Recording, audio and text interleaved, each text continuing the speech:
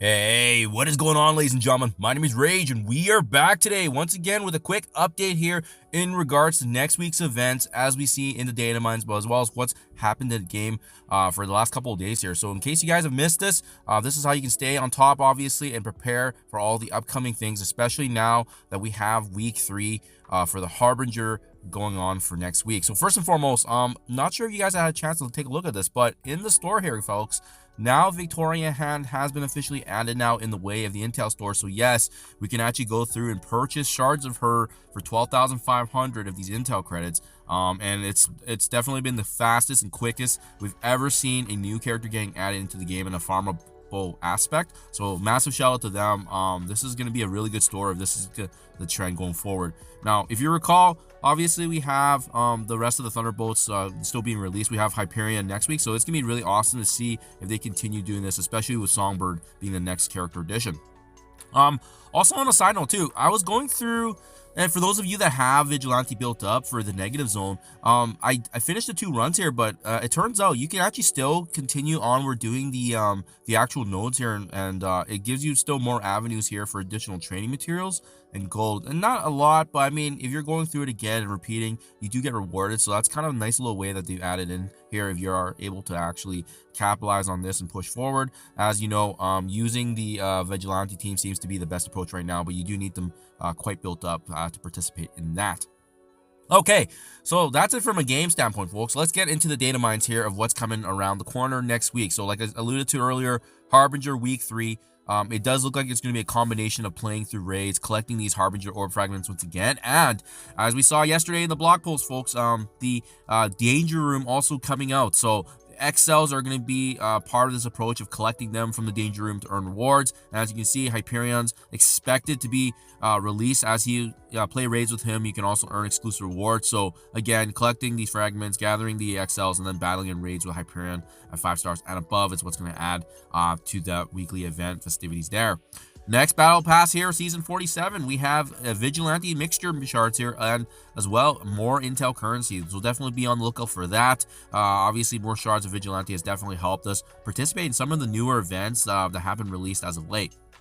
We also have this multiversal Danger Room events here. So it does look like this is going to be Victoria Hand's free to play. So if you recall, for the last couple weeks anyways, as we saw with Hitmonkey and Silver Sable getting included in the Harbinger weekly stuff, now it's going to be Victoria Hand's turn. So get ready to the multiversal Danger Room, work together with other commanders, gain progress in this event by completing Danger Room milestones, earn valuable Victoria Hand shards and intel for yourself and all commanders. Good luck. So I'm going to show you on screen here actually real quickly where that is actually entailed. Usually you would just find that in the command center here, and as I alluded to earlier, this is week 2 for Hitmonkey, so I'm assuming Victorian's probably just going to take place here of Hitmonkey, and then those are the objectives that we just listed here.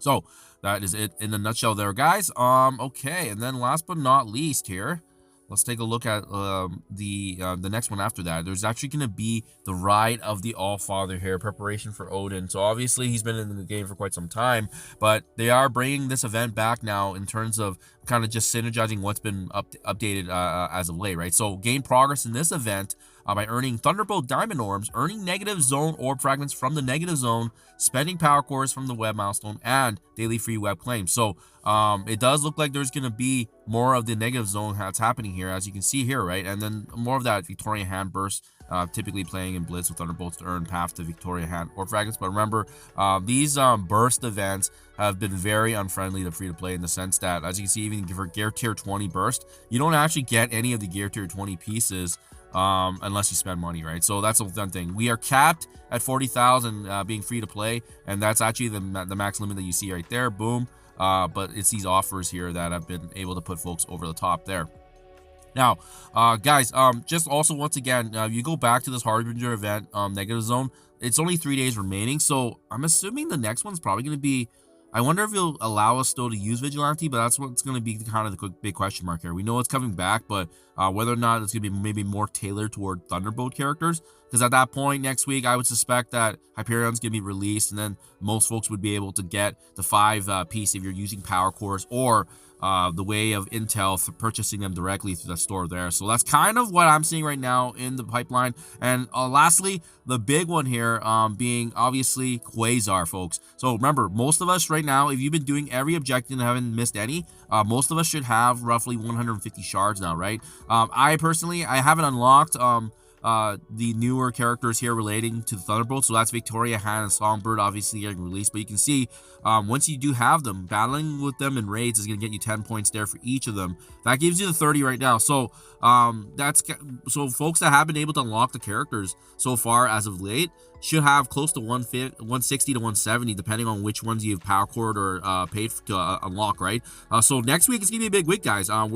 A lot of folks are going to be getting access to Quasar, and we'll be seeing him for the first time in any kind of gameplay and any kind of combat. So that's definitely going to be exciting for sure to capture. So that's it in a nutshell, guys. Let me know what you think of right now, the recent updates and whatnot. But I am a big fan of how simple they've made the events now. So it's been easier to kind of predict what's going on.